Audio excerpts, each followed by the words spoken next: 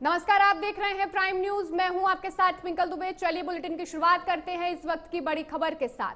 मुंबई में बीएमसी चुनाव को लेकर एक साथ आएंगे उद्धव ठाकरे और राज ठाकरे। उद्धव ठाकरे राज ठाकरे की पार्टी का आज गठबंधन का ऐलान होगा। उद्धव और राज ठाकरे आज भी ऐलान करेंगे। थोड़ी देर में उद्धव ठाकरे और राज ठाकरे की प्रेस कॉन्फ्रेंस होने वाली है। उद्धव की पार्टी शिवसेना को 145 से 150 सीटें मिल सकती हैं, ऐसा सूत्रों की तरफ से यह बताया जा रहा है। वहीं राज ठाकरे की एमएनसी को 65 से 70 सीट मिलने का अनुमान है। शरद पवार की एनसीपी को 10 से 12 सीट। वहीं शरद पवार और कांग्रेस की बातचीत भी शुरू हो चुकी है। बीएमसी चुनाव में शरद पवार की भूमिका पर सस्पेंस है। बीएमसी चुनाव में सीट बंटवारे से नाराज हैं पवार। शरद पवार गठबंधन में ज्यादा सीटें चाहते हैं। वहीं उद्धव ठाकरे और राज ठाकरे आज बड़ा ऐलान कर सकते हैं, अपनी पार्टी के गठबंधन का ऐलान कर सकते हैं।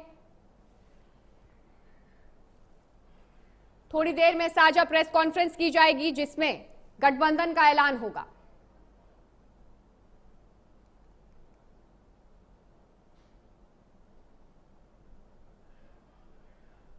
काफी समय से उद्धव ठाकरे और राज ठाकरे के बीच अनबन देखी जा रही थी, लेकिन अब बहुत समय के बाद दोनों एक ही साथ एक ही मंच पर मौजूद हैं। तस्वीरें आप सीधे मुंबई से देख पा रहे हैं। एक ही मंच पर दोनों नेता मौजूद है, उद्धव ठाकरे और राज ठाकरे, और आज दोनों मिलकर अपने गठबंधन का ऐलान करेंगे।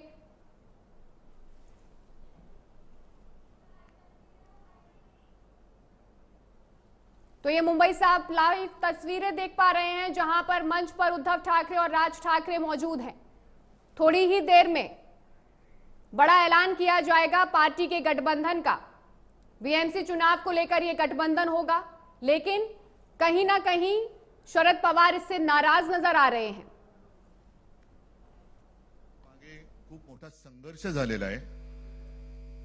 105, 107 किंवा त्याहूनही जास्त मराठी माणसांनी बलिदान देऊन मुंबई महाराष्ट्राला मिळवून दिली आणि त्याची आठवण आज होणं स्वाभाविक आहे। कारण आम्ही आज दोघे इथे बसलेलो आहोत, ठाकरे बंधू। आमच्या दोघांचेही आजोबा प्रबोधनकार हे संयुक्त महाराष्ट्राच्या लढ्यामध्ये पहिल्या 5 सेनापतींमधले एक सेनापती। त्यांच्या सोबत माझे वडील म्हणजे शिवसेना प्रमुख हिंदू हृदय सम्राट बाळासाहेब ठाकरे, राजचे वडील म्हणजे माझे काका श्रीकांतजी ठाकरे, म्हणजे अख्खं ठाकरे घराणं त्यावेळेला मुंबईसाठी संघर्ष करत होता।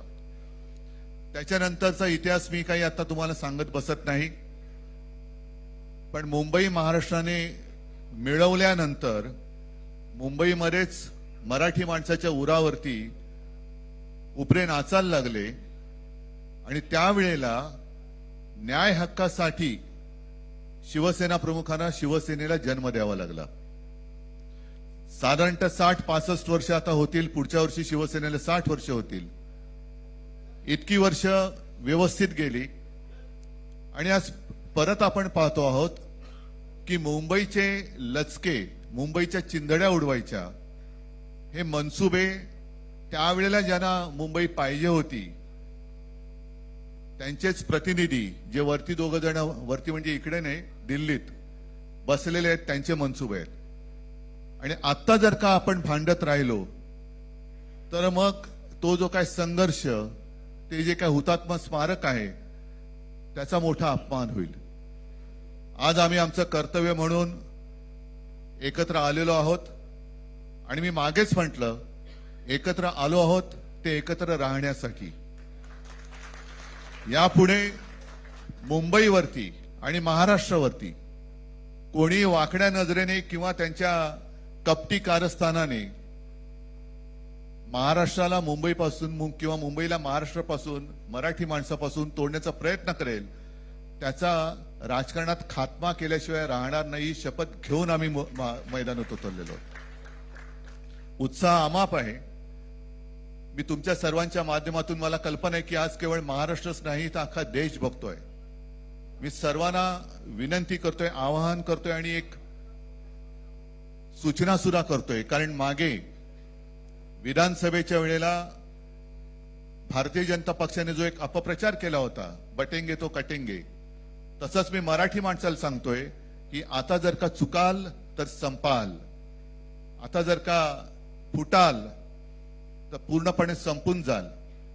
म्हणून परत एकदा तुटू नका, फुटू नका आणि मराठीचा वसा टाकू नका, हाच एक संदेश मी आमच्या आज दोघांच्या युतीच्या निमित्ताने संपूर्ण महाराष्ट्राला देतो आहे. आणि मला खात्री आहे की मराठी माणूस हा सहसा कोणाच्या वाटेला जात नाही, पण त्याच्या वाटेला जर का कोणी आलाच तर त्याला परत जाऊ देत नाही. मी सगळ्यांना परत मनापासून धन्यवाद देतो. आणि राज,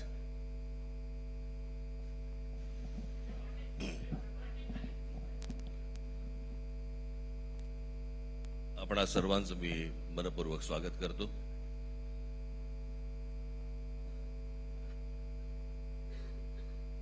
जे काय बाकी बोलायचंय ते सगळं जाहीर सभा जेव्हा सुरू होतील त्यावेळेला बोलूच आम्ही. परंतु माझी एक मुलाखत झाली होती आणि मी मुद्दामून आठवण करून देतो त्या गोष्टींची. आणि त्या मुलाखतीमध्ये मी असं म्हटलं होतं की कुठल्याही वादापेक्षा आणि भांडणापेक्षा महाराष्ट्र मोठा आहे. आणि मला असं वाटतं तिथून त्या आज आम्ही एकत्र येण्याची सुरुवात त्या वाक्यापासून